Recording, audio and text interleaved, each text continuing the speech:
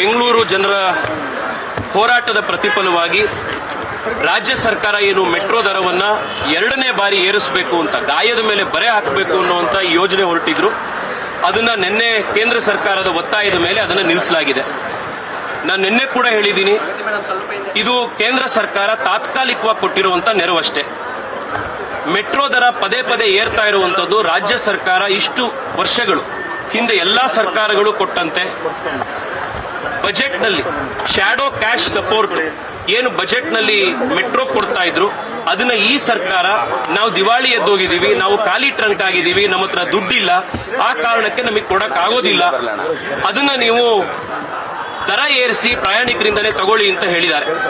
ಆ ಕಾರಣಕ್ಕೋಸ್ಕರ ದರ ಜಾಸ್ತಿ ಆಗಿದೆ. ಬೆಂಗಳೂರಿನಲ್ಲಿ ಮೆಟ್ರೋ ದರ ಕಡಿಮೆ ಆಗಬೇಕು ಅಂತಂದ್ರೆ ರಾಜ್ಯ ಸರ್ಕಾರ, ಹಿಂದೆ ಸರ್ಕಾರಗಳು ಯಾವ ರೀತಿ ಬಜೆಟ್ನಲ್ಲಿ ಶ್ಯಾಡೋ ಕ್ಯಾಶ್ ಸಪೋರ್ಟ್ ಮೆಟ್ರೋ ಕೊಡ್ತಾ ಇತ್ತು ಅದನ್ನ ಮತ್ತೆ ಮುಂದುವರಿಸಬೇಕು.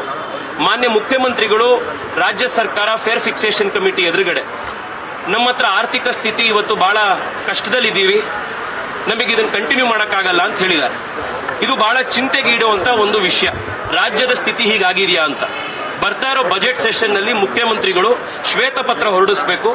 ರಾಜ್ಯದ ಆರ್ಥಿಕ ಶಕ್ತಿ ಏನಿದೆ, ಆರ್ಥಿಕತೆ ಏನಿದೆ, ನಿಜವಾಗ್ಲೂ ಕೂಡ ನಮ್ಮ ಹತ್ರ ನಾವು ದಿವಾಳಿ ಎದ್ದೋಗಿದೀವ, ನಿಮ್ಮ ನಾಯಕತ್ವದಲ್ಲಿ ಖಾಲಿ ಟ್ರಂಕ್ ಆಗಿದೆಯಾ ರಾಜ್ಯದ ಖಜಾನೆ, ಇದ್ರ ಬಗ್ಗೆ ಕ್ಲಾರಿಟಿ ಕೊಡಬೇಕು ಅಂತ ಆಗ್ರಹ ಮಾಡ್ತಾ ಇದ್ದೀನಿ. ಮತ್ತೊಮ್ಮೆ ಬೆಂಗಳೂರಿನ ನಾಗರಿಕರಿಗೆ ಇವತ್ತು ನಮಗೆ ಸಿಕ್ಕಿರುವಂತ ಈ ಯಶಸ್ಸಿಗೆ, ಮೆಟ್ರೋ ದರವನ್ನ ಇಳಿಸಿರುವಂತ, ತಾತ್ಕಾಲಿಕವಾಗಾದ್ರೂ ತಡೆ ಹಿಡಿದಿರುವಂತ ಈ ಪ್ರಯತ್ನಕ್ಕೆ ಅವರಿಗೆ ಅಭಿನಂದನೆ ಸಲ್ಲಿಸ್ತೀನಿ. ಅವರ ಬೆಂಬಲಕ್ಕೆ ಯಾವಾಗಲೂ ಕೃತಜ್ಞತೆಯಿಂದ ಇರ್ತೀವಿ ಅಂತ ಈ ಸಂದರ್ಭದಲ್ಲಿ ಜನಕ್ಕೆ ನಮಸ್ಕಾರ ಮಾಡ್ತೀನಿ.